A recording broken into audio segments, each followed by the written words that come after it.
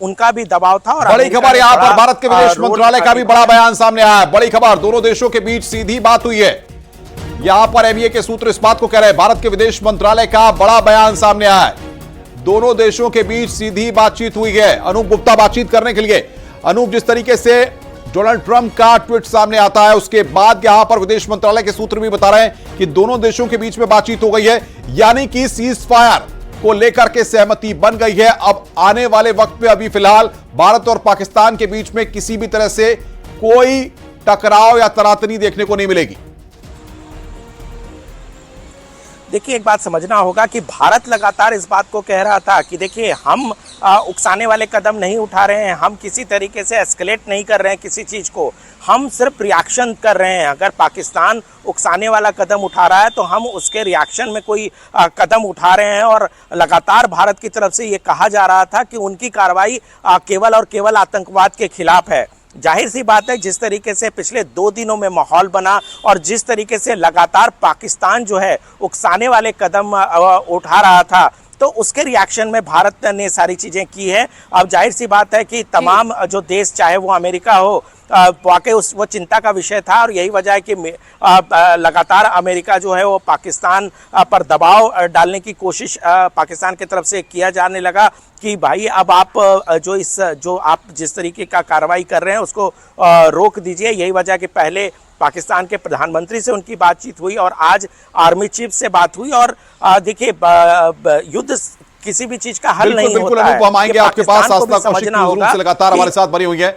आस्था, जिस तरीके से हम देख रहे हैं कि दोनों ही देशों के बीच में जिस तरीके से आर पार की लड़ाई लड़ रही थी, लग नहीं रहा था कि किसी भी तरह से ये कुछ एक दिन या कुछ एक वक्त तक नहीं बल्कि लंबे वक्त तक भी चल सकती है। इस तरह के कयास लगाए जा रहे थे, लेकिन अमेरिका के दखल के बाद जिस तरीके से अब यहां पर सीज फायर की बात सामने आई है, क्या माना जाए अब पाकिस्तान अपनी नापाक हरकतों से बाज आ जाएगा?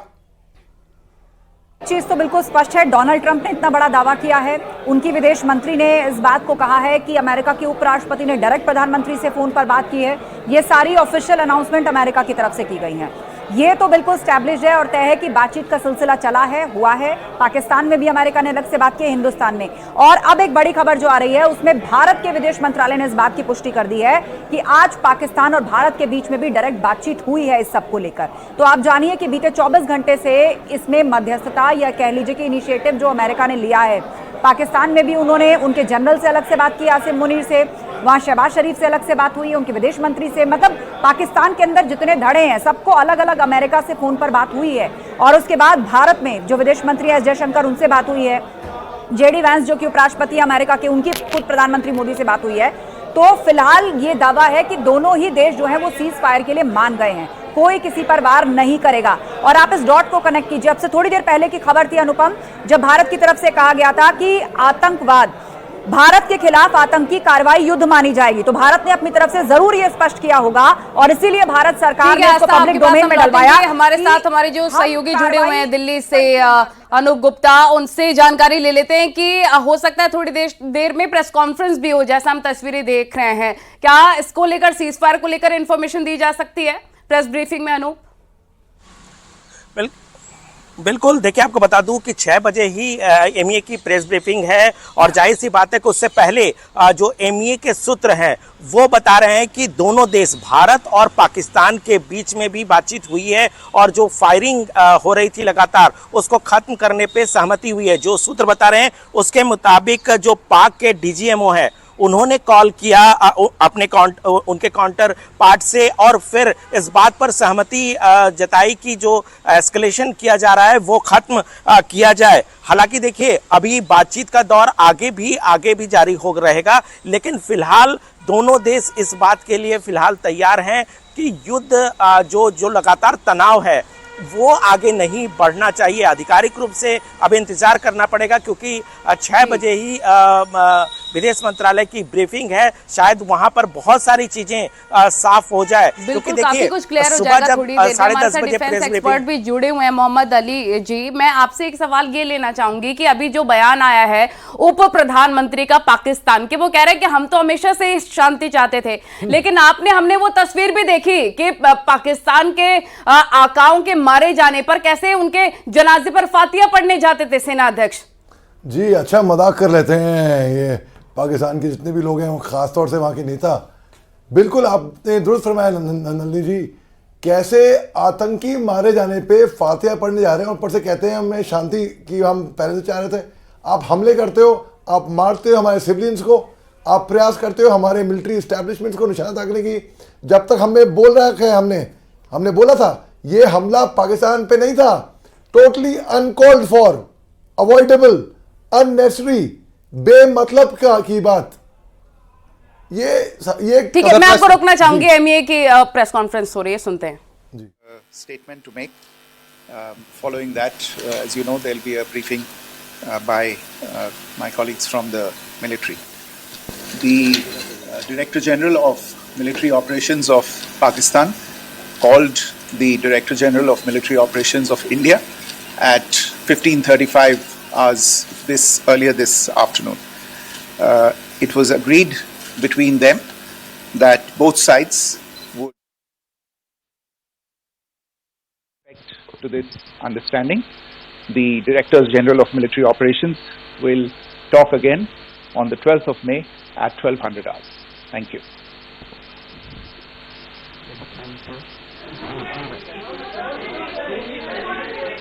ये सूत्रों के हवाले से आज पाक के डीजीएमओ ने फोन किया। ये बड़ी खबर हम आपको बता रहे हैं। भारत के विदेश मंत्रालय का बड़ा बयान, दोनों देशों के बीच सीधी बात हुई है। पाकिस्तान के डीजीएमओ ने बातचीत शुरू की। पाक के डीजीएमओ की पहल के बाद सीज फायर। एमईए सूत्रों ने मध्यस्थता से किया इंकार। ये बड़ी खबर यहां पर हम आपको बता रहे हैं।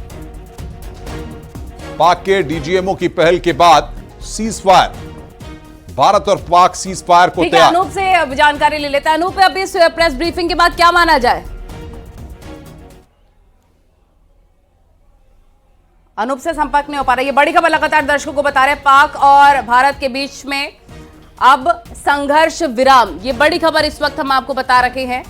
और एमईए की ब्रीफिंग हो रही थी थोड़ी देर में, बातचीत की डोनाल्ड ट्रंप ने दोनों देशों से और मध्यस्थता की बात की है।